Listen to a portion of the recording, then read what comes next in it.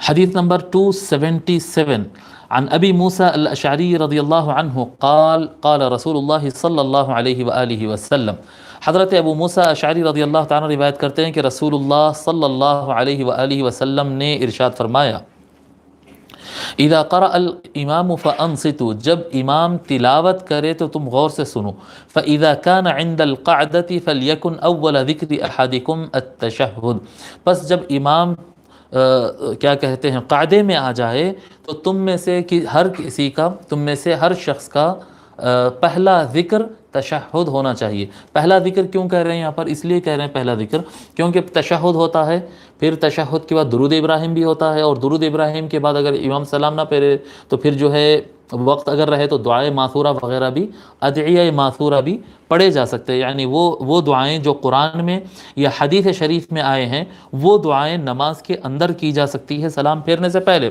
یعنی آقا صلی اللہ علیہ وآلہ وسلم ایک جگہ ارشاد فرمائے ثم ادعو بما شئت، جو چاہے تم دعا کر سکتے ہو نماز کے اندر۔